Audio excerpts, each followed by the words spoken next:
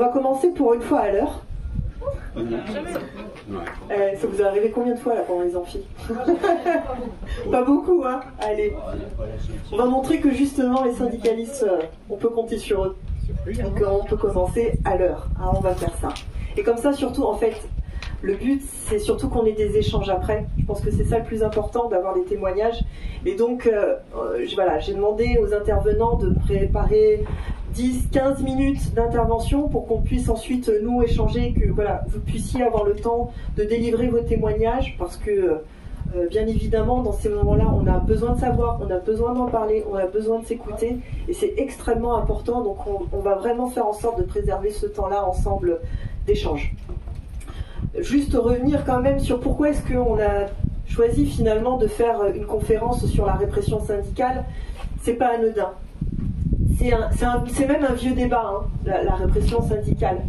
En 1906, il y a eu un débat entre Jean Jaurès et Clémenceau, déjà à l'Assemblée nationale, où justement on parlait de cette soi-disant violence sociale, et Jean Jaurès, à ce moment-là, dans ce débat, lui opposait la violence, en fait, d'où elle découlait, c'est-à-dire qu'il y avait une véritable violence économique, une violence sociale qui était, elle à l'œuvre, et qui c'était la réaction, finalement, les mouvements étaient la réaction de cette violence-là. Et que cette violence dont on ne parle jamais, elle est beaucoup plus insidieuse, c'est la violence elle porte un nom, c'est la violence capitaliste, tout simplement.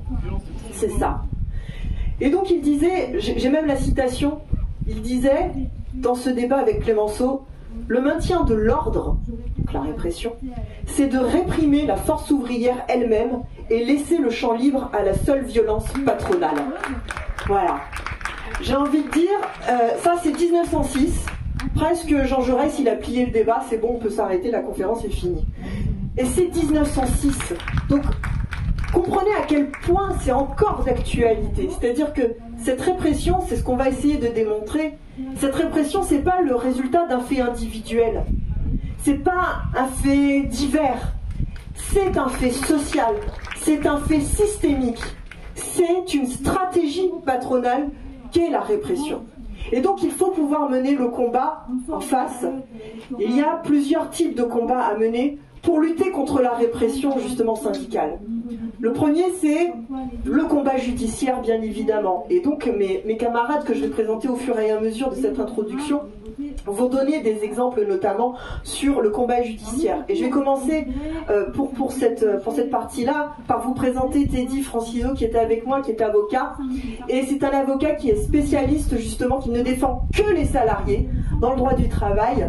Et donc il pourra nous donner, lors de son intervention, eh bien, des billes, des astuces, des choses à savoir, des réflexes même, pour pouvoir se défendre dans le combat judiciaire de la répression syndicale. Ce combat judiciaire, c'est ce qui explose le plus, c'est-à-dire qu'on a une explosion du nombre de procédures qui sont utilisées contre tous ceux qui osent protester. Je vais vous donner des exemples. Ça peut être des mises en examen, ça peut être des demandes d'autorisation de licenciement, et là ça me laisse l'occasion justement de présenter Xavier Goré qui est là et qui est justement sous le coup de ces demandes d'autorisation de licenciement qui sont faites par Toyota, par son entrepreneur Xavier. Et donc Xavier justement nous expliquera lui aussi comment est-ce que la machine judiciaire s'est mise en route contre lui, et donc tous les soutiens qu'il a pu trouver, et ça sera l'objet de son témoignage. Les mises en examen, il y en a eu aussi chez Goodyear, donc vous avez eu le témoignage d'Evelyne qui en a parlé tout à l'heure, mais il y a aussi eu des procès qui ont été faits, et je pense là notamment aux intermittents du spectacle, qui en ont eu beaucoup lorsqu'ils se sont battus, et je pense aussi aux gardes à vue qu'a eu la compagnie Joli Môme, mais on oublie, ils ont eu des gardes à vue, ils ont été déférés au dépôt, et donc dans leur combat, voilà les méthodes qu'il y a eu judiciaires contre eux. Et puis aussi les licenciements. Je suppose qu'il y a un souvenir qui doit vous venir en tête tout de suite sur justement cette répression, c'est la fameuse chemise arrachée d'Air France. Les 11 000 licenciements, parce que derrière cette chemise, je pense que c'est la chemise la plus chère de l'histoire, puisque c'est une chemise qui vaut 11 000 licenciements. Voilà. Et ça, il ne faut pas l'oublier. Mais on en reparlera juste après. Donc vraiment, vous avez dans ce combat judiciaire une justice de classe derrière. C'est ça qui est à l'œuvre. Dans l'histoire, on a des exemples. Parce que vous avez eu la grève des mineurs. Alors la grève des mineurs, c'était en 1947-1948. La grève des mineurs, elle intervient parce que vous avez à ce moment-là la suppression du statut des mineurs. Qu'est-ce qui se passe? Les mineurs se rebellent. Et donc c'est une énorme révolte qui a lieu en 1947. Quand je dis énorme, je parle en morts. Hein. Il y a eu 6 morts, exactement 1342 condamnations, parce qu'ils se sont révoltés. Ça a été ça. Donc vous voyez, le combat judiciaire n'a pas cessé depuis. Puisqu'en 1981, il a fallu attendre le quinquennat le septennat de François Mitterrand pour justement qu'il y ait une loi d'amnistie. Une loi d'amnistie de ces mineurs qui s'étaient révoltés et donc qui avaient été condamnés, mais qui en plus avaient perdu leur emploi. Mais le combat ne s'est pas arrêté en 1981 puisqu'il a fallu attendre 2011, je dis bien 2011, pour qu'il y ait une véritable réparation. Et donc ils ont eu droit à une indemnité, pour ceux qui restaient bien évidemment de vivants, hein, vous vous doutez, ils n'étaient plus que 17. 17 d'entre eux ont obtenu une indemnité de combien? À votre avis, vous avez été condamné, vous avez perdu votre emploi, depuis des années vous vous battez. Combien ont-ils obtenu d'indemnité? Juste pour vous aider, ça va peut-être vous aider. La même année, Bernard Tapie obtenait 45 millions d'indemnités pour préjudice. 44 millions, je veux dire, au moins 100 millions. Alors. Ils ont obtenu 30 000 euros. Voilà. Voilà ce que c'est concrètement que la justice de classe.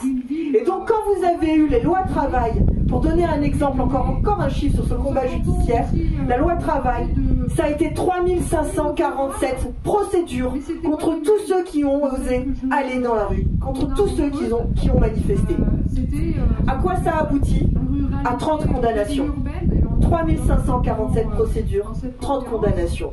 Et 30 condamnations, vous savez comme moi comment on pourrait les qualifier. Donc ça c'est le combat judiciaire. Mais la répression syndicale, c'est pas qu'un combat judiciaire, c'est aussi un combat social. Un combat social, et là, je crois que notre ami Robin pourra nous en dire beaucoup plus. Alors, vous avez vu qu'il y a un petit changement, parce qu'à côté de moi, c'est pas Nagia de Transdev qui est là. C'est Robin qui la remplace, et Robin qui est donc syndicaliste Amazon et qui va justement nous donner beaucoup d'exemples aussi justement sur toute la répression et le combat qu'il mène contre Amazon. Et d'ailleurs je tiens vraiment à te remercier Robin, merci d'être là, je crois qu'on peut l'applaudir.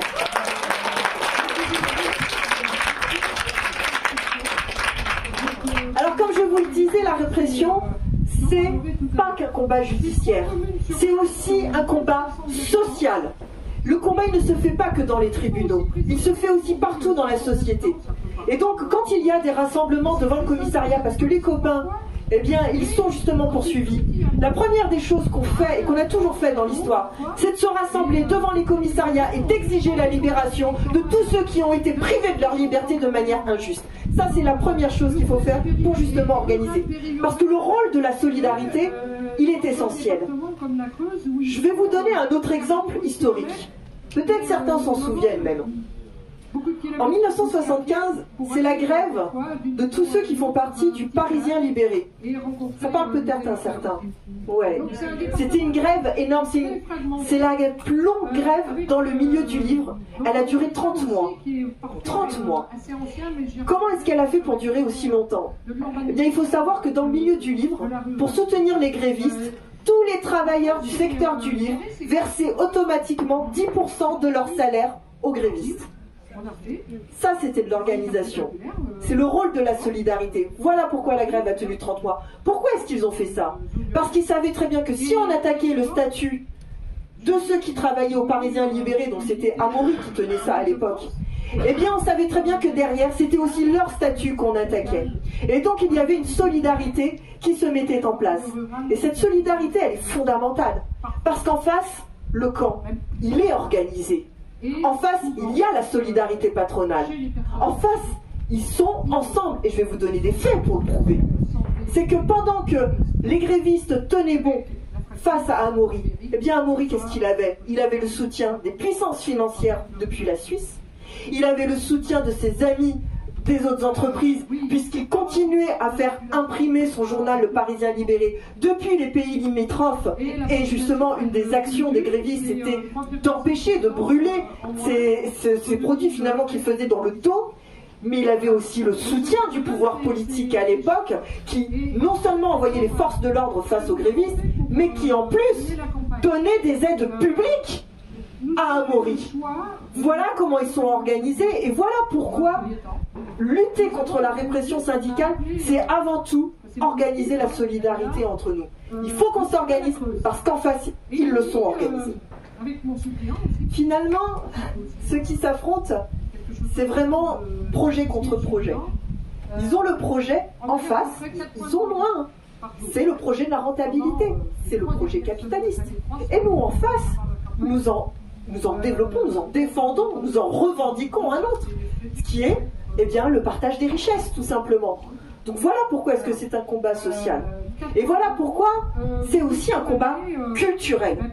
Et je veux vraiment développer cette partie-là parce qu'elle n'est absolument pas anodine. Quand vous avez un combat social, eh bien, pour le gagner, il y a le combat culturel derrière. Et là-dessus, vous avez un parti qui ne dit pas son nom, mais qui est extrêmement puissant. C'est le parti médiatique. Et traitement médiatique, eh bien, vous pouvez le constater par vous-même. Ce sont les premiers à pleurer pour le patron, vous vous rendez compte? Qui c'est qui prend des risques d'ailleurs dans ce pays? Vous le savez, vous l'ont dit à la télé. Ce sont les patrons, c'est eux qui prennent le plus de risques. Par contre, les salariés, c'est quoi? Je vous le dis, hein, je cite, parce qu'on l'a entendu. C'est des voyous, c'est des ravisseurs, et c'est même des preneurs d'otages. Voilà comment est-ce qu'ils qualifient tous ceux qui osent se mettre en grève. Et puis sinon, quand ça pleure pas pour les petites entreprises, parce que bien évidemment on passe par les petits pour défendre les gros, ça c'est bien connu, eh bien ça pleure aussi pour les usagers. Alors des larmes de crocodile, hein, parce que les usagers, vous doutez bien qu'ils sont contre-foot la plupart du temps, mais vous avez là-dessus quelqu'un quand même qu'il faut distinguer. Je pense à Apolline de Malherbe, sainte patronne des automobilistes coincés sur la A13, hein, comme vous le savez. Donc voilà, c'est Apolline de mauvaise herbe. Ouais, c'est celle-là. On parle de la même personne, je pense. Et vous avez également, je ne sais pas si vous vous rappelez, mais moi ça m'avait choqué à l'époque, quand vous aviez un certain Pujalas qui demande en plateau à Xavier Mathieu « Calmez-vous, monsieur », qui ose lui dire « Calmez-vous, monsieur ». Est-ce que vous avez entendu un seul journaliste dire « Calmez-vous, monsieur Gattaz » hein? Jamais, hein? On comprend bien.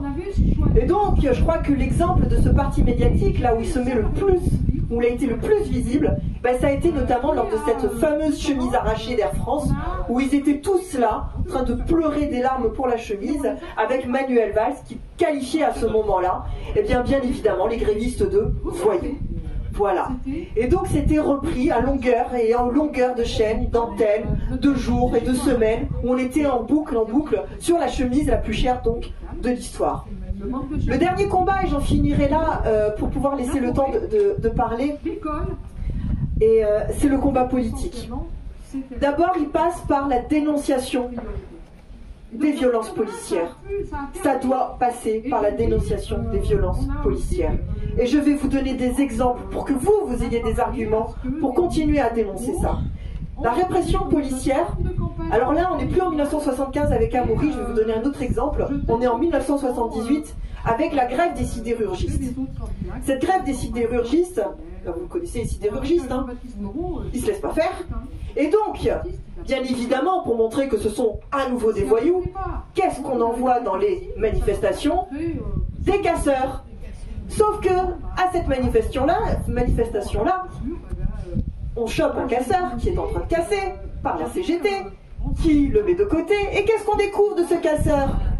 Qu'il a une carte de police, qu'il a un brassard de police et qu'il a une arme, et que c'était lui qui était en train de casser et non pas les sidérurgistes. Voilà ce qui était en train de se passer. Il y a eu une commission d'enquête. Connaissez-vous le résultat de la commission d'enquête? Eh ben même pas, parce qu'elle a même pas été jusqu'au bout. Voilà ce qui se passe. Ça va vous donner des arguments justement pour aller dénoncer justement ces répressions policières. Un autre exemple sur les répressions policières, parce que je pense que ça va vous parler, c'est un exemple plus récent. En 2016, il y a eu une affiche de Infocom CGT avec, vous savez, où il parlait des répressions, où il disait, il y avait du sang en fait, et on disait, la police, voilà, doit être là normalement pour nous défendre et pas pour nous taper dessus. Voilà, c'était pas tout à fait dit comme ça, mais je crois que vous vous rappelez très bien de cette affiche. Elle avait fait le tour des médias, parce que cette affiche était odieuse, comment ça? C'était on va attaquer. Éric Ciotti d'ailleurs a porté plainte, beaucoup d'autres ont porté plainte contre cette affiche complètement scandaleuse. Le procès a eu lieu. Vous savez ce qu'il a donné le procès? Eh bien rien, parce que oui, c'est la liberté d'expression. Et que oui, on a le droit de dénoncer la répression policière contre tous les mouvements sociaux.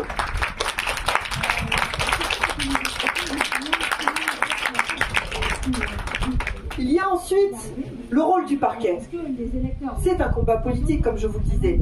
Le rôle du parquet qui maintient, alors que quand il n'y a même plus plainte, maintient les poursuites contre les grévistes, maintient les poursuites contre les lanceurs d'alerte. Le parquet, c'est une décision politique. Donc voilà pourquoi lutter contre la répression syndicale, c'est aussi un combat politique. Et enfin, bien vous le savez, puisque c'est un combat politique, où sont les lois pour protéger? Où sont les lois? Où sont les lois justement pour garantir qu'il y a une presse indépendante, indépendante de tout ce qui est les forces financières dans ce pays, comme le réclamait à l'époque le CNR? Où est la loi justement pour garantir la pluralité dans les débats? Il n'y en a pas. Et par contre, il y a des lois sur le travail. Là, les lois travail qui s'enchaînent, loi travail 1, loi travail 2, etc. L'assurance chômage qui va encore tomber pour encore faire une loi qui vient encore matraquer. Tout ça, ce sont des combats politiques. Et justement, c'est l'intérêt d'avoir des élus qui mènent aussi le combat dans les hémicycles, parce qu'il faut le mener partout, le combat. Et enfin, la dernière, et aussi inquiétante tout autant, c'est aussi l'intimidation de l'opposition politique. Elle n'est pas à minimiser, puisque nous sommes l'un des premiers mouvements à avoir alerté sur justement les pratiques de l'OFER qui existent et qui visent justement à réprimer l'opposition politique. Et je suis moi-même mise en examen pour avoir osé défendre les transdev, pour avoir justement pris la parole et avoir osé dénoncer la direction en disant que c'était des menteurs. Voilà pourquoi actuellement j'attends mon procès, puisque eh bien, la direction de Transdev a trouvé que c'était une injure, menteur. Moi il me semblait que c'était juste la vérité pourtant. Voilà.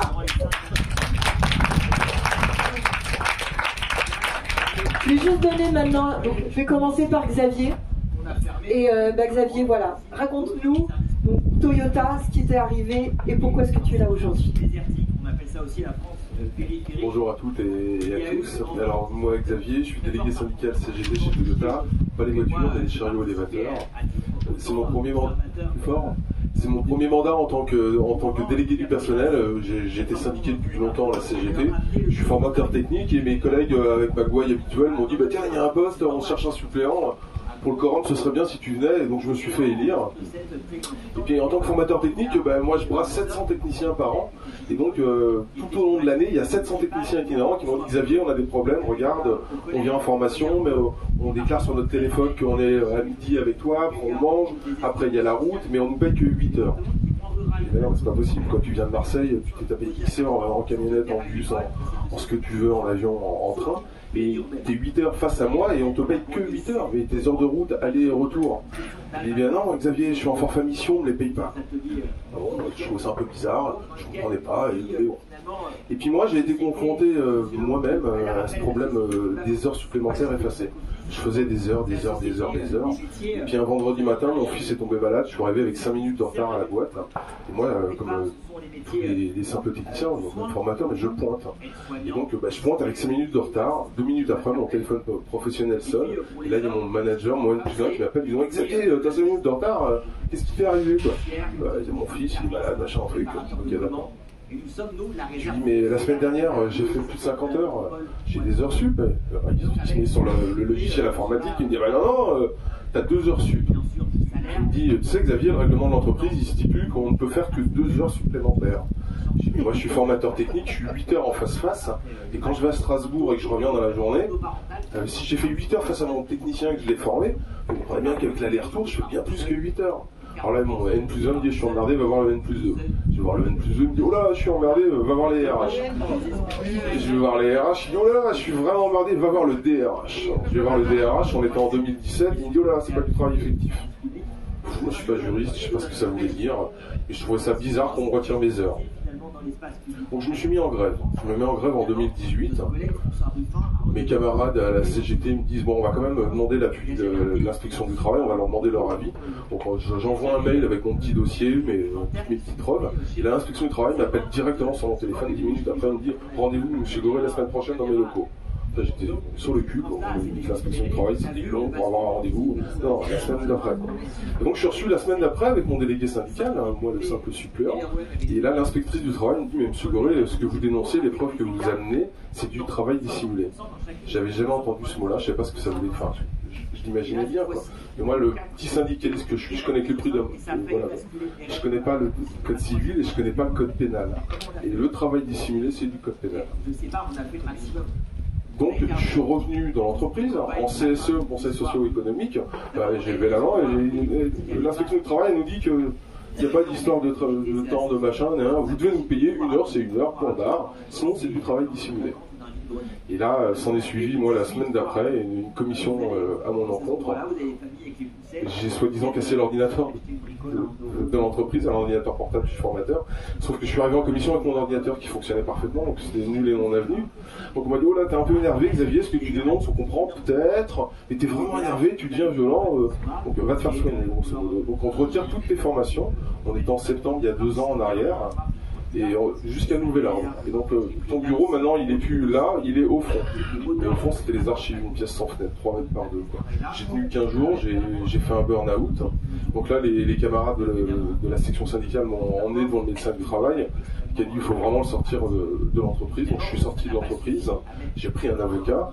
Et c'est à ce moment-là où l'avocat est retourné vers l'entreprise en disant il y a du travail dissimulé. À ce moment-là, c'est on licencie M. Goré pour ses dires politiques sur ses comptes sociaux.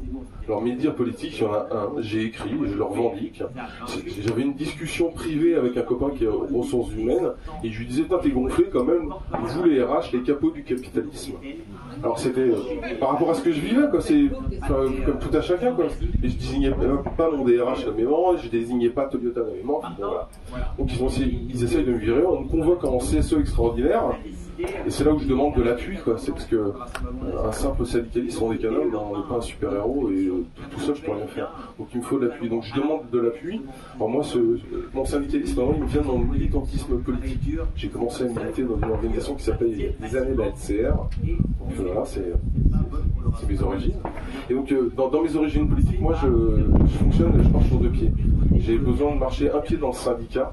C'est avec les travailleurs, pour les travailleurs, dans les travailleurs, dans le monde de l'entreprise. Moi je bosse dans le privé, et c'est pareil dans le public. Et puis le 2e pied, c'est avec ceux qui imaginent ce futur meilleur. Alors, moi j'appelle ça le parti. Alors, personnellement, moi je suis militant à la gauche révolutionnaire, on siège au sein de LFI, mais je marche comme ça. Sur mes 2 jambes, je suis un militant politique, et donc je suis un militant syndical. C'est indissociable de ma personne. Et donc on arrive à cette commission, tu étais là, hein, et j'ai été seul, sur le cul, c'est mon expression. Le siège industriel de Toyota en Seine-et-Marne, c'est dans une zone commerciale super passante. Et donc j'ai fait une déclaration en préfecture pour faire venir mes soutiens juste devant les locaux, quoi. Et le fait de faire cette déclaration, il y avait quoi, 6 quarts de flics. Je suis arrivé le matin avec mon épouse, moi j'étais un peu tremblant, donc c'est mon épouse qui conduisait.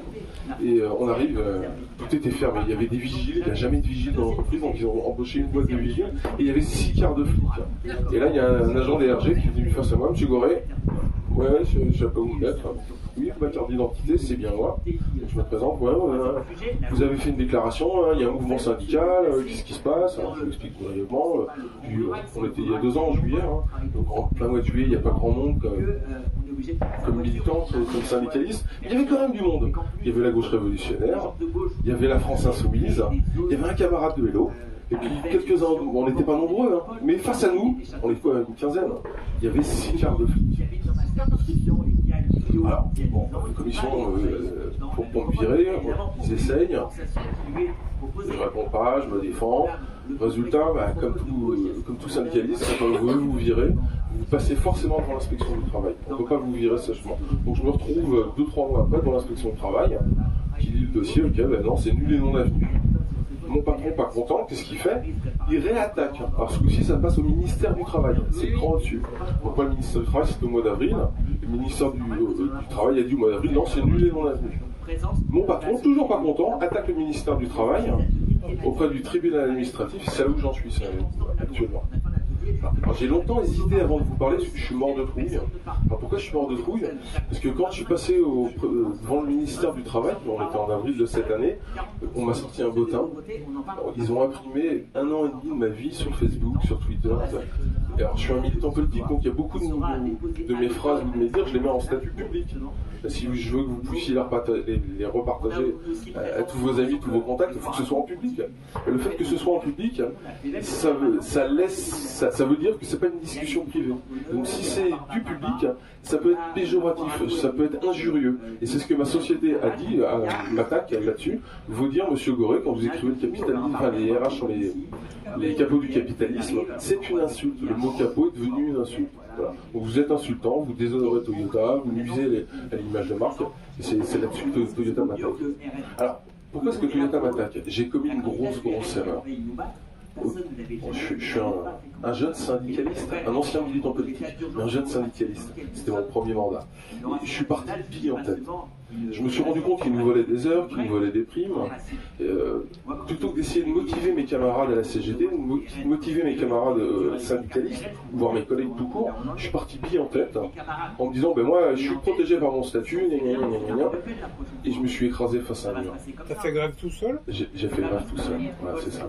C'est ça. C'est pour ça que je suis, ce que disait Julie, lanceur d'alerte. Et à mon sens, rétrospectivement parlant, c'est pas la bonne façon d'aborder le problème.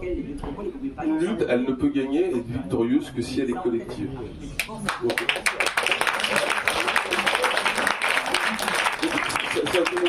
c'est pour ça que je prends la parole, même si je suis mort de trouille. C'est parce que je voulais partager avec vous. Allez pas vous fracasser face à la falaise.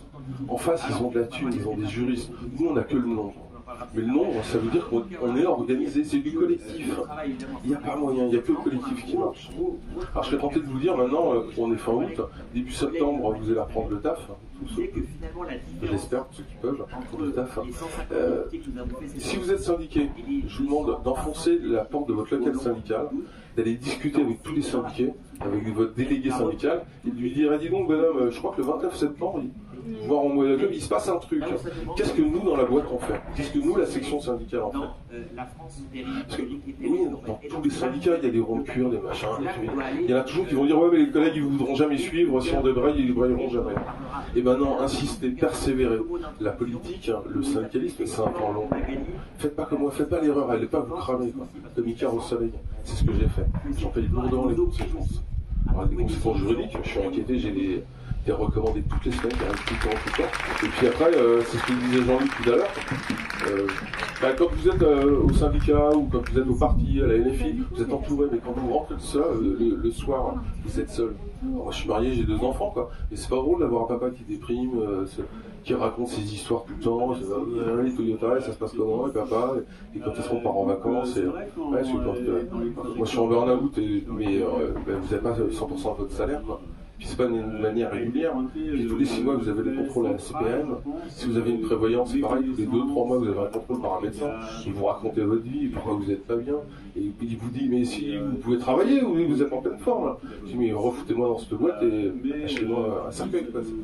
C'est ça la répression syndicale. Parce que j'y étais tout seul. Alors, ce qui m'a fait tenir, ce qui me fait toujours tenir, justement, c'est heureusement j'ai eu cette formation politique à l'époque de l'LCR, maintenant la GR et LFI. Je me suis tout de suite raccroché au collectif. Et sans ce collectif, j'aurais jamais pu tenir. Sans les drapeaux LFI, GR, CGT, en bas à Melun, au ministère du Travail, j'aurais jamais pu tenir. D'accord. Bon, je vais laisser la parole à mon camarade.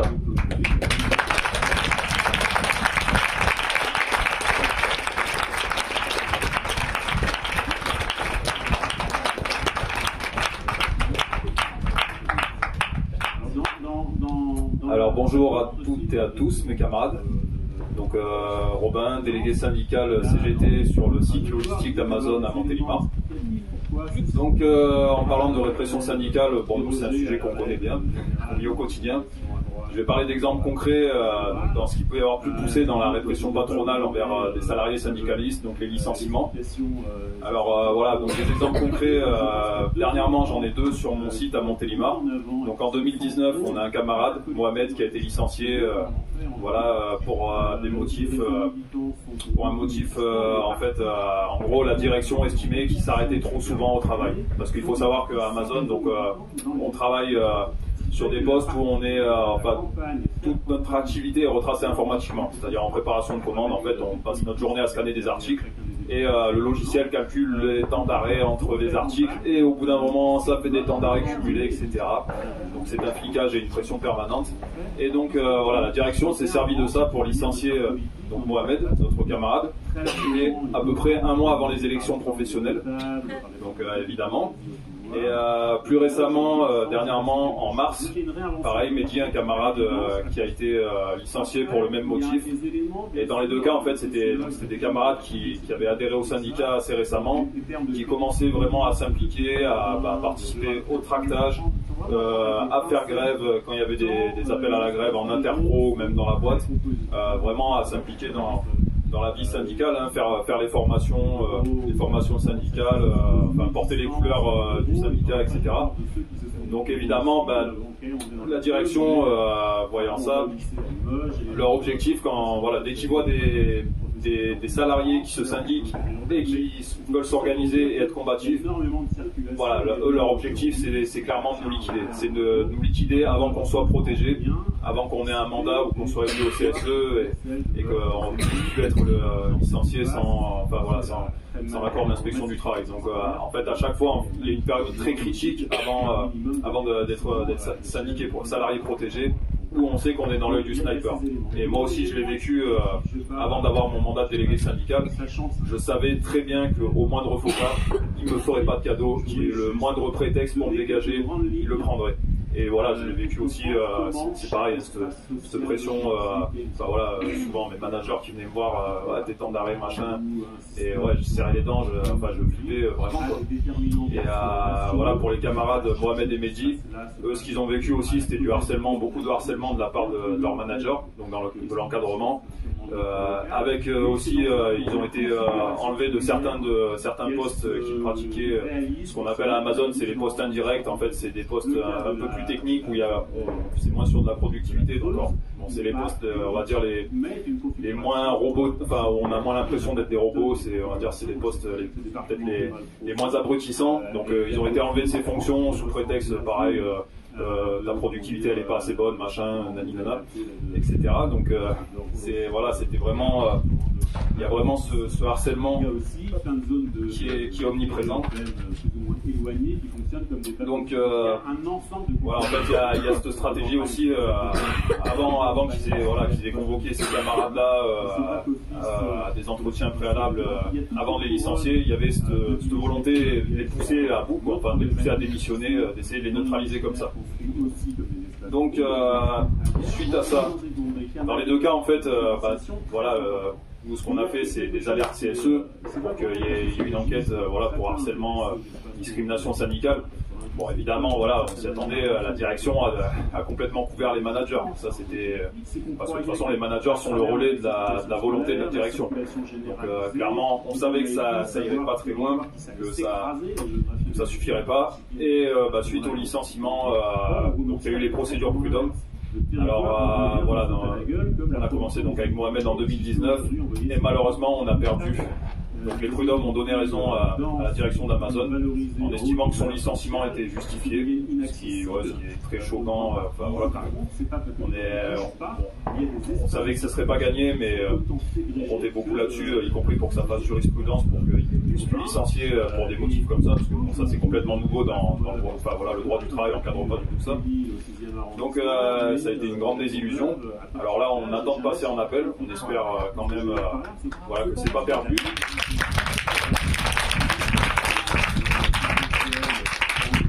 Donc on attend j'attends l'appel, mais bon, c'est très compliqué, très long, très difficile. Et voilà, en plus, il faut, voilà, pour la réintégration, en fait, il faut que la discrimination syndicale soit prouvée, et c'est très compliqué à prouver. Donc voilà, enfin, moi ce que je me dis, c'est que même si les camarades ont gain de cause, mais qu'il n'y a pas la discrimination syndicale qui est prouvée, ok, ils auront des dommages et intérêts, mais c'est une défaite quand même, parce que moi, mon objectif, c'est que mes camarades reviennent au boulot. Ils ont perdu leur travail, voilà, leur moyen de subsistance, et voilà quoi, c'est pour moi la vraie victoire serait qu'ils puissent être réintégrés au travail. Et on sait que ça va être très très compliqué. Donc voilà, plus récemment aussi, on a enfin pas sur Montélimar, là cette fois je vais parler d'un autre site, un site à Metz qui a ouvert assez récemment, où on a un camarade aussi, Christian, qui a été, alors lui c'est différent parce qu'il faisait partie de la première vague de salariés, donc il était en période d'essai en fait, et à partir de là la direction a vu que voilà, c'était un salarié qui était très impliqué à l'union départementale, à son union départementale. Voilà, donc à partir du moment où la direction a vu que voilà, qu'il était syndicaliste, ils ont interrompu sa période d'essai comme ça en disant que oui, bon, tu fais pas trop bien ton taf, etc. Alors qu'une semaine avant, voilà, son supérieur hiérarchique avait dit qu'il était très content de lui, qu'il allait faire évoluer chef d'équipe, etc. Donc c'est gros comme une maison. Donc voilà, ça c'est les cas les plus poussés. Et après en fait des exemples de répression syndicale, enfin, on en vit énormément au quotidien. Enfin, voilà, des convocations, des convocations à des entretiens préalables à sanction pour des motifs abusifs. Un exemple vraiment concret pour montrer à quel point c'est délirant. Là, au printemps, on a vu un mouvement de grève pour les négociations annuelles obligatoires qui a été assez bien suivi sur tous les sites. Et voilà, moi sur Montélimar, j'ai un camarade qui est élu au CSE, qui a été convoqué à un entretien préalable, tout simplement parce que à un moment il est arrivé au bureau des managers, il a pris un micro pour annoncer débrayage à 15h. Et donc voilà, apparemment c'est une faute, hein, on n'a pas su pourquoi. Heureusement, il n'a pas eu de sanction, mais bon, c'est aussi des moyens de mettre la pression, d'essayer de calmer, enfin c'est l'intimidation, c'est exactement ça, merci, c'est le mot que je cherchais.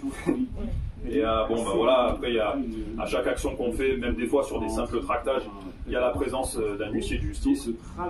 Sur les piquets de grève, on a souvent voilà, la police qui arrive, des fois qui déloge. En 2016, c'est ce qui s'est passé sur Montélimar, à la fin du mouvement, où voilà, on a été délogé par les CRS. Dernièrement aussi, voilà, sur le mouvement dont je parlais, le mouvement de grève au printemps, voilà, sur le site de Bretigny-sur-Orge, il y a des camarades qui ont été, enfin la direction a demandé donc, aux agents de sécurité d'interdire l'entrée du site à des camarades qui étaient en grève, ce qui est complètement illégal parce que les représentants du personnel ont voilà, le droit d'être présents sur le lieu de travail, qu'ils soient en grève, qu'ils soient en dehors de leur temps de travail, etc. Donc c'est un délit d'entrave en fait. Pareil, il y a eu de la répression enfin, voilà, policière, de la violence policière. Et oui, on a eu aussi, voilà, pour un autre exemple, voilà, des moyens de la direction pour essayer de nous mettre en faute. Je vais revenir un petit peu en arrière. Là, ça s'est passé début 2019 sur Montélimar, sur mon site. Donc en fait, ce qui s'est passé à cette période-là, c'est qu'il y a un salarié qui a été licencié parce qu'il a mis sur Facebook, ça rejoint un peu ce que tu disais, voilà, je vais en parler aussi parce qu'ils sont assez forts pour la surveillance des réseaux sociaux. Donc il a mis sur Facebook un message de soutien aux Gilets jaunes qui était venu quelques fois le samedi faire des actions de blocage devant le site. Donc à partir de là, voilà, la direction l'a licencié pour ce motif. Donc on a fait un appel à la grève en intersyndical en demandant sa réintégration et en mettant aussi des revendications collectives.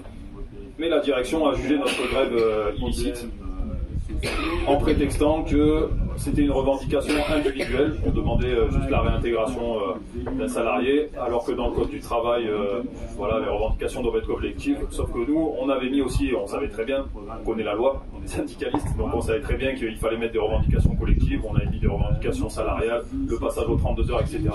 Mais voilà, en gros, ils ont déclaré notre grève illicite.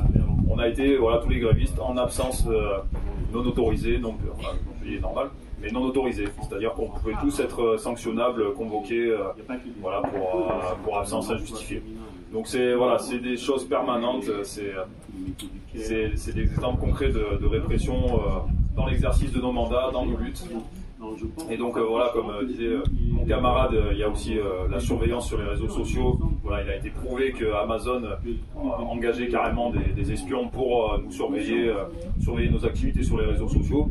Donc ça montre bien voilà, à quel point ils sont prêts à tout en fait pour criminaliser les syndicalistes, pour nous mettre en faute, pour nous neutraliser, pour faire peur en fait, pour empêcher, pour que les salariés aient peur de s'organiser, de lutter collectivement. Donc voilà, moi je vais aussi rejoindre mon camarade là-dessus. C'est-à-dire sur qu'est-ce qu'on peut faire concrètement pour lutter contre ça. Alors effectivement, il y a le côté donc juridique, les prud'hommes, etc. Mais voilà, notre exemple concret sur Montélimar, ça montre que ça marche pas à tous les coups. Voilà, les prud'hommes, ça reste quand même la justice de classe. Si on tombe sur un juge qui est pro-patronat, on sait qu'on n'aura pas gain de cause. C'est aussi beaucoup de temps, beaucoup d'énergie, beaucoup de frais. Et il y a beaucoup de salariés qui renoncent à ça, parce que, à faire ces démarches-là, parce que c'est compliqué, ça demande trop de frais et d'énergie. Donc voilà, pour moi, je rejoins mon camarade là-dessus. En fait, la meilleure solution qu'on a pour lutter contre la répression syndicale dans nos boîtes, c'est par le rapport de force et par la solidarité collective entre les travailleurs. Donc voilà.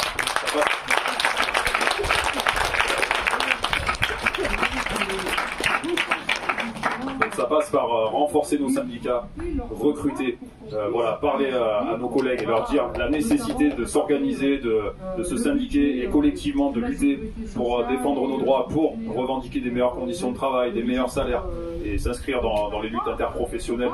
Voilà, c'est vraiment cette nécessité du collectif qu'il faut remettre en avant, remettre en avant des valeurs combatives en fait, montrer que la CGT, on n'est pas juste là pour siéger au CSE ou que les instances, les instances, le juridique, ça fait partie du taf, c'est nécessaire, mais la nécessité avant tout, c'est l'action collective de tous les travailleurs. Donc voilà, il faut réussir à remettre ça en avant.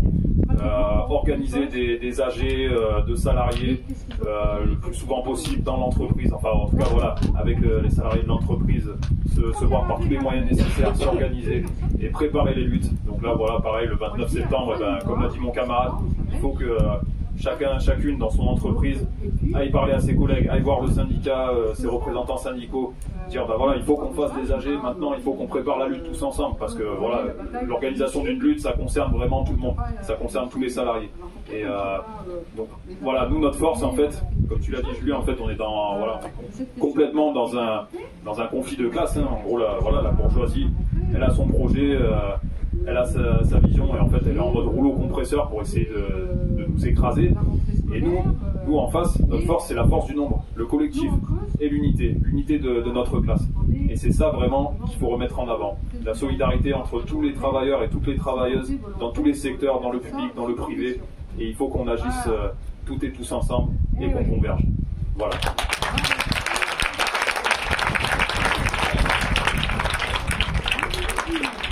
Je vais en remettre une couche quand même. Organisez-vous tout le temps. Organisez le collectif. C'est fondamental. Dans un syndicat, dans un parti politique, mais aussi, même si vous êtes retraité, que vous voyez une lutte autour de vous, allez-y, allez les voir. Faites des collectes alimentaires, mais aussi des collectes financières.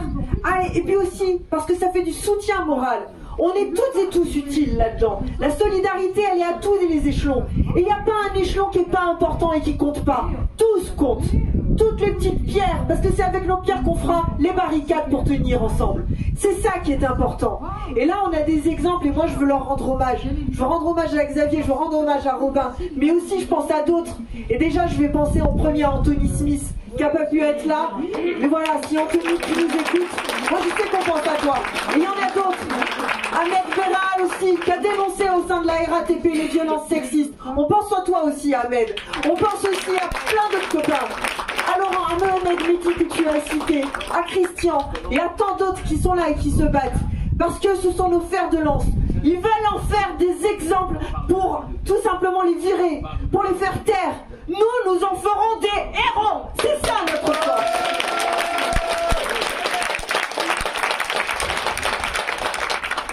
Je vais laisser la place à Teddy maintenant. Alors Teddy, toi t'es notre avocat.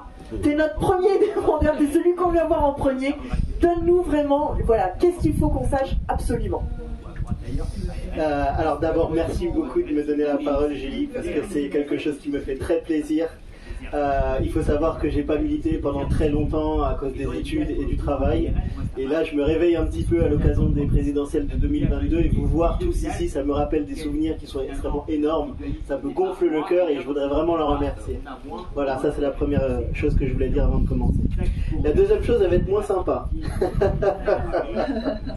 Parce que ça a été dit tout à l'heure, les employeurs ont les moyens de faire mal.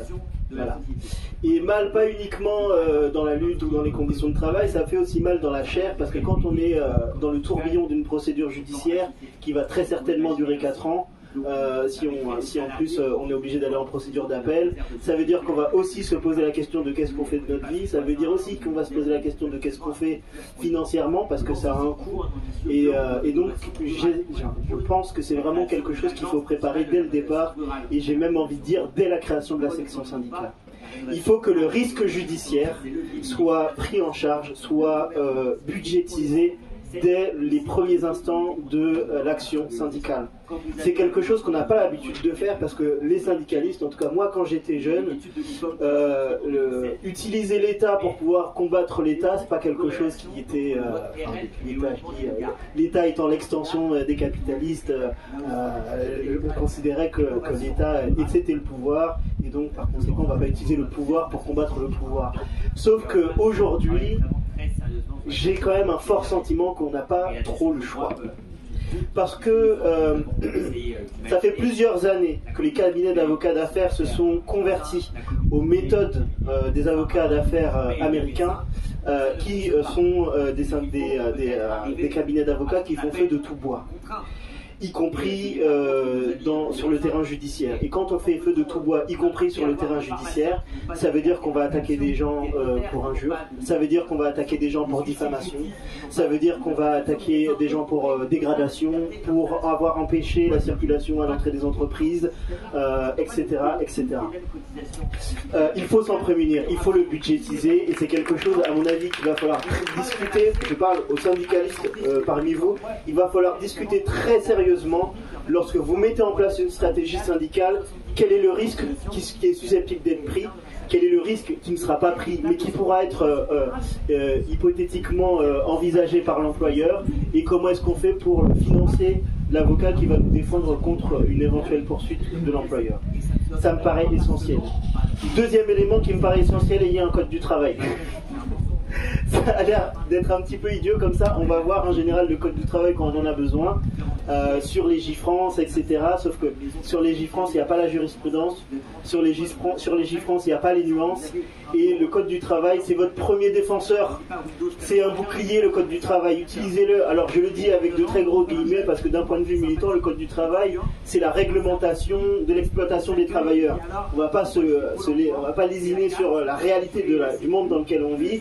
On est obligé de faire avec les moyens qu'on a. Il se trouve que, compte tenu du contexte de société capitaliste dans laquelle on vit, le code du travail devient un bouclier. Donc il faut s'en saisir, et en particulier, j'ai tendance à dire, allez consulter l'article L1121-1 du code du travail, parce que c'est là où on va détailler la manière dont on va appliquer les droits et libertés fondamentales au sein de l'entreprise. Et il y en a beaucoup. Donc soyez curieux et allez regarder ce qui peut se dire dans le code du travail. Sur l'enquête concernant le harcèlement, il y a quelque chose qu'il faut que je dise aussi aux syndicalistes à ce sujet. C'est pas nécessairement naturel que ce soit les services des ressources humaines qui mènent l'enquête lorsqu'il y a une dénonciation de harcèlement. Il y a une commission hygiène et sécurité dans l'entreprise, c'est la commission hygiène et sécurité qui va désigner les salariés qui vont mener l'enquête. Parce que sinon, ce qui va se passer si c'est les DRH qui font les enquêtes, vous le savez très bien, voilà, ça va être de la merde. Je le dis de manière un petit peu triviale, mais c'est tellement vrai. Méfiez-vous des DRH. Voilà. Non, mais je le dis, je prends la précaution de le dire parce qu'il y a beaucoup de gens qui se prétendent très ouverts, ils font des RH parce qu'ils ont envie d'aider les salariés, etc. Ils sont peut-être sincères, hein, mais la réalité du terrain, c'est que c'est la hiérarchie qui commande, et la DRH, elle est faite pour appliquer les directives de la hiérarchie. Le harcèlement, c'est intéressant aussi de discuter là-dessus. Vous parliez tout à l'heure de, je sais pas si on se dit tu, en général à gauche on se dit tu, mais c'est comme tu veux.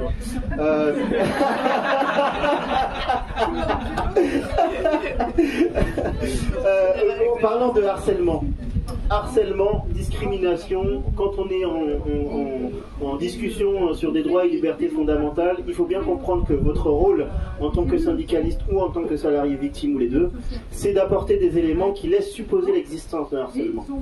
C'est pas à vous de prouver qu'il y a un harcèlement. C'est à l'employeur de prouver qu'il ne vous a pas harcelé. Parce que c'est très bien que quand ça se trouve dans l'entreprise, c'est de l'oral. Voilà. Et on ne peut pas se défendre contre de l'oral. Mais il est vrai aussi qu'il y a des conseils des prud'hommes qui posent problème, y compris des conseillers salariés prud'homaux. À cet égard aussi, les syndicalistes, ne les choisissez pas au hasard. Il faut des gens qui ont du temps à consacrer, et j'ai même tendance à dire que compte tenu de la complexification du code du travail aujourd'hui, il faut aussi des gens qui ont des notions juridiques. Ça me paraît indispensable, parce qu'on se retrouve très régulièrement avec des conseillers prud'homaux qui ne respectent pas la loi lorsqu'ils rendent des décisions. Je pourrais vous donner des exemples. À Perpignan, je vais demander la restitution du salaire d'une salariée qui a quitté l'entreprise. Ils avaient excité une soi-disant faute parce qu'ils ne voulaient pas qu'elle parte. Ça s'appelle, voilà, on est tout simplement dans une sanction pécuniaire, c'est une interdiction d'ordre public. Les conseillers prud'homaux ont validé le fait que l'employeur n'ait pas restitué le salaire à la salariée. À Douai, on a pu valider le fait que la salariée n'ait pas eu en première instance. Évidemment, on appelle, on a des vrais magistrats qui connaissent le droit, etc. Donc, peu importe qu'ils soient conservateurs pour employeurs ou salariés, même quand ils sont conservateurs, lorsque le droit du travail, c'est le droit qui est formaliste, quand le droit du travail dit une chose, c'est ce qui s'applique. Au Conseil des prud'hommes, on est sur un autre registre parfois, et c'est vraiment très dommage. Mais je ne vais pas faire tous les exemples, mais j'en ai à Annecy, j'en ai à Douai, j'en ai à Nantes, j'en ai vraiment partout des conseillers prud'homaux qui font n'importe quoi. Ça ne veut pas dire qu'il faut foutre en l'air les conseils des prud'hommes, bien au contraire, ça veut dire qu'il faut les renforcer. Je préfère préciser parce que souvent le discours de dire que les conseils prud'hommes ça ne va pas, c'est essentiellement pour pouvoir y mettre un terme. Non, il faut le renforcer. Les bourgs anciens, oui, je le sais très bien. À Montpellier, il manque des conseillers prud'homaux. À Chartres, je devais avoir une audience à Chartres. Donc, j'ai pas pu avoir d'audience à Chartres. Ça a été transféré dans notre conseil de prud'hommes parce qu'il n'y avait pas assez de conseillers prud'homaux à Chartres. Donc, on est vraiment dans du n'importe quoi s'agissant des conseils de prud'hommes. J'ai aussi tendance à penser qu'il faut veiller aussi à ce que les conseillers prud'homaux soient bien formés. Voilà. Ça, en général, ils ont des fiches de l'ENM, etc. Mais les syndicalistes, il faut s'intéresser un petit peu plus aussi au code du travail. Je sais qu'on a de moins en moins de temps et que c'est de plus en plus difficile de militer et de faire les choses qui vont j'allais dire encadrer le militantisme, permettre d'exercer des actions, des activités, etc. Malgré tout, il faut trouver un moyen et à la limite peut-être mettre à contribution, tout à l'heure on parlait des retraités, si jamais il y en a qui sont disponibles, il faut aider les syndicalistes à faire leur travail de syndicaliste.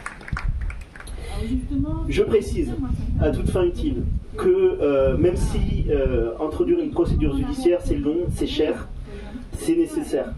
En particulier pour les gens qui ont beaucoup d'ancienneté. Il faut savoir que lorsque l'employeur a porté atteinte à un de vos droits ou libertés, ou à votre statut de salarié protégé, ou à votre liberté d'expression, si jamais il vous a harcelé, vous a discriminé, etc., on n'est pas sur un licenciement sans cause réelle et sérieuse, c'est un peu technique, mais on est sur un licenciement nul. La conséquence du licenciement nul, c'est que le temps de la procédure, on va vous restituer le salaire que vous auriez dû percevoir. Alors quand la procédure elle a duré 4 ans, vous récupérez 4 ans de salaire. D'accord? Donc c'est extrêmement important de le faire parce que derrière, il y a un intérêt financier qui joue. Et c'est dans votre intérêt de le faire. Deuxième chose que je voulais dire, c'est quelque chose qu'on oublie souvent, y compris dans les procédures pénales, il faut contre-attaquer. Contre-attaquer, ça veut dire quoi? Ça veut dire que si jamais l'employeur poursuit un syndicaliste pour X ou Y raison, et que ça se termine par au pénal, et que ça se termine par un non-lieu ou par une relaxe, vous portez plainte contre lui pour dénonciation calomnieuse. Il faut le faire de manière systématique. La dénonciation calomnieuse, c'est aussi des indemnités qu'on met dans sa poche, et c'est aussi des indemnités qui permettent d'avoir un petit peu plus d'argent pour la section syndicale. Donc ne lésinez pas sur ça, et je peux vous dire que si jamais vous êtes syndicaliste au moment où l'employeur vous a irrégulièrement, abusivement poursuivi, il y a aussi le délit d'entrave qui traîne derrière. 2 infractions, 2 préjudices moraux. D'accord? Donc 2 indemnisations supplémentaires. Ok? Ça c'est important, il ne faut pas lésiner là-dessus. Il y a un mot que je voulais dire sur la réforme récente des lanceurs d'alerte. Je pense très franchement, vous allez une deuxième fois me trouver trivial, mais c'est de la merde. Et je vais vous expliquer pourquoi. On a cherché, en mettant en place cette procédure, à trouver un certain équilibre entre l'intérêt des employeurs et l'intérêt des salariés qui seraient particulièrement portés sur l'environnement, sur un certain nombre de choses, etc. Première observation. D'abord, le lancement d'alerte tel qu'il est prévu par cette loi, elle concerne que 2 choses. J'ai oublié la première, mais la deuxième, c'est l'environnement, et la deuxième ne comprend pas la corruption, ni la fraude fiscale. Voilà. Or, ce qui pose problème dans une entreprise, quand on travaille pour cette entreprise-là et qu'on sait que cette entreprise fait mal les choses d'un point de vue de l'intérêt général comme du point de vue des conditions de travail, on a évidemment envie de les dénoncer, parce que ne pas dénoncer, quelque part, on peut avoir le sentiment de contribuer à ce qui est mal fait. Et c'est extrêmement, ça ronge de l'intérieur ce genre de sentiment.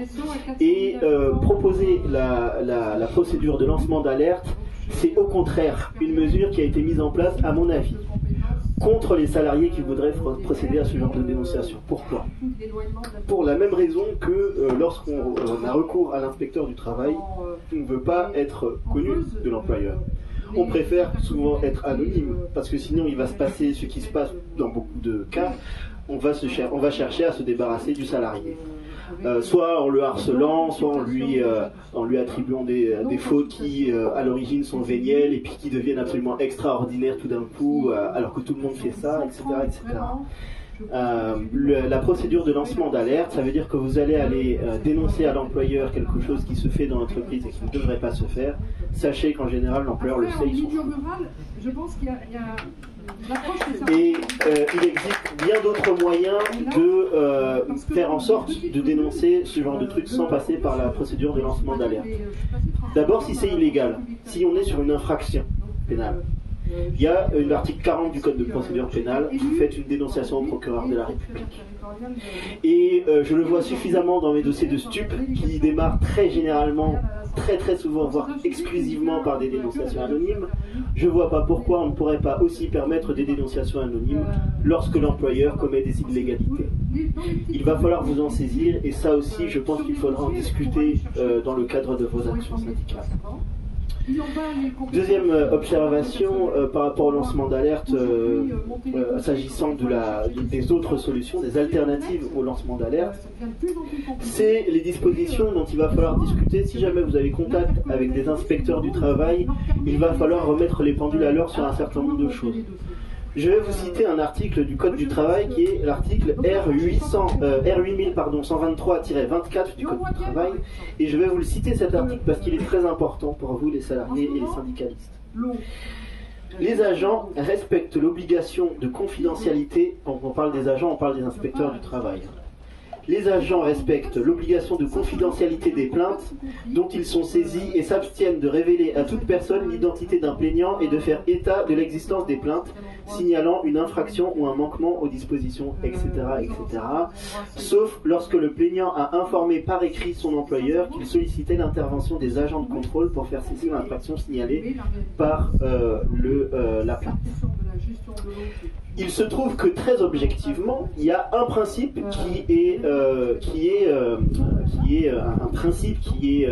dont dispose l'article R8123-24 du Code du travail, et ce principe, c'est la confidentialité des plaintes qui sont faites à l'inspection du travail. Vous avez compris que cette confidentialité, elle est essentielle. Et par exception, si le salarié a déjà dit à l'employeur qu'il y a des choses qui ne fonctionnent pas bien dans l'entreprise, là, l'inspecteur du travail peut dire effectivement le nom du salarié qui a dénoncé, etc., etc. J'imagine que vous trouvez ça tout à fait logique Et en lecture des dispositions du Code du travail, il ne peut pas y avoir d'autre interprétation que celle-là.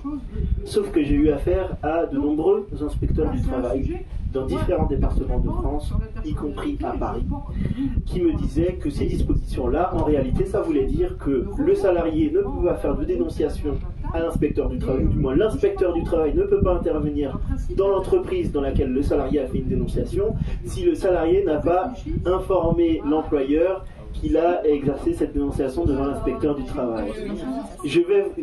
C'est pas venu de nulle part. C'est le ministère du Travail qui a diffusé cette information-là. Cette information-là est fausse. Et cette information-là, c'est un obstacle pour bon nombre de salariés pour dénoncer un certain nombre de situations, y compris des situations dans lesquelles il y a des employeurs qui ont exercé des violences à l'égard des salariés. Je l'ai vu, et pas qu'une fois, dans le domaine du transport poids lourd.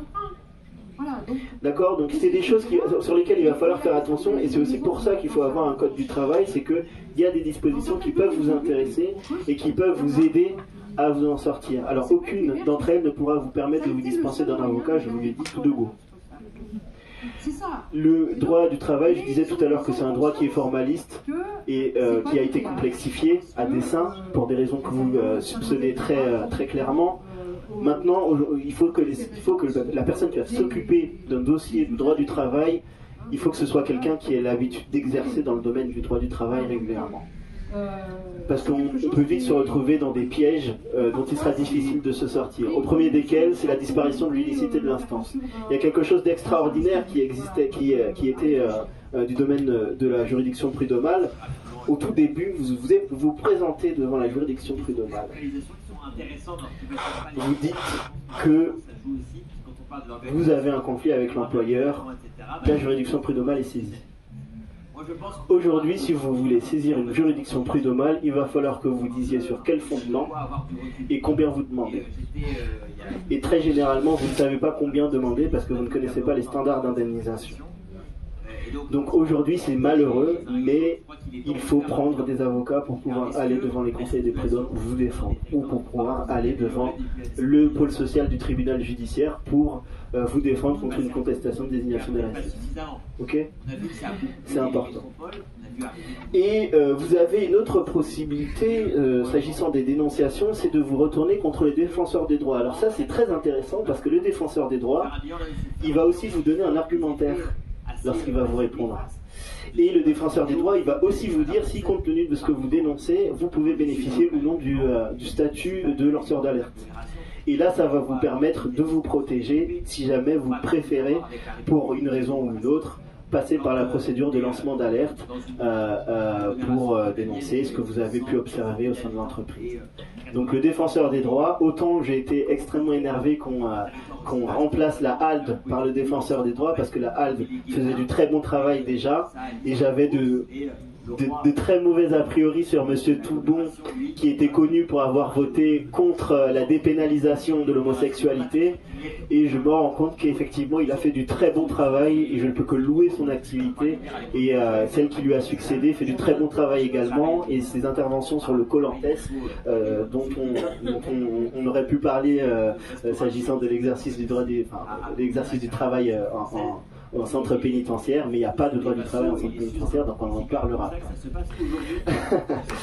Dernière chose que je voulais vous dire, si vous êtes amené à faire l'objet d'une procédure pénale, idem, avocat, dès le stade de la garde à vue, vous n'allez pas en garde à vue sans avocat, et vous avez un choix qui sera cornélien en garde à vue si jamais vous êtes poursuivi au pénal. Soit vous gardez le silence, et en fonction de la gravité de ce qui vous est reproché, vous risquez la détention provisoire. Mais vous pouvez éventuellement échapper à une condamnation et obtenir une indemnité pour les contraintes que vous avez subies.